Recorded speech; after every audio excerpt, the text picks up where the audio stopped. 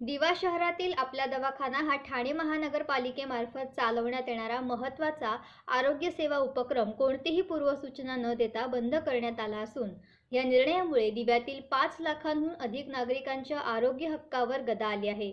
या आधीच फिरता दवाखाना बंद करून नागरिकांना आरोग्य सेवेपासून वंचित करण्यात आलं होतं आणि आता आपला दवाखानाही बंद करून महापालिकेने स्वतः दिलेल्या लिखित आश्वासनाचे उल्लंघन केलं आहे।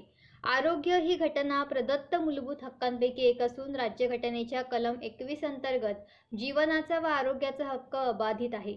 तसेच महाराष्ट्र सार्वजनिक आरोग्य अधिनियम 1949 आणि महाराष्ट्र नगरपालिकेचा कायदा यानुसार ठाणे महानगरपालिकेवर नागरिकांना किमान आरोग्य सेवा पुरवण्याची वैधानिक जबाबदारी आहे।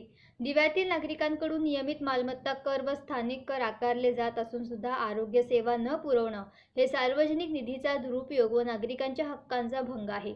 या निष्काळजी व बेकायदेशीर कृतीमुळे भारतीय दंड संहिता कलम 166, 269, 336 आणि 304A अंतर्गत जबाबदार अधिकाऱ्यांवर गुन्हा दाखल करण्याची मागणी नागरिकांनी केली आहे।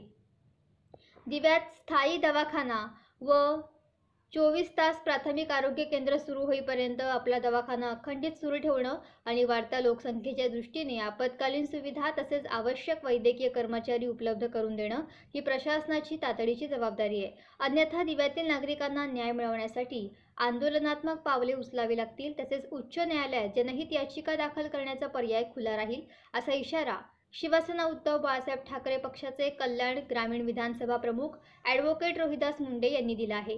यावेळी निवेदन देताना कल्याण ग्रामीण विधानसभा प्रमुख रोहिदास मुंडे, शहर प्रमुख सचिन पाटील, महिला शहर संघटिका ज्योती पाटील, युवा सेना अधिकारी अभिषेक ठाकूर, विभाग प्रमुख रवी रसाळ, नागेश पवार, आकाश विचारे, विकी मनसेवार आदी उपस्थित होते।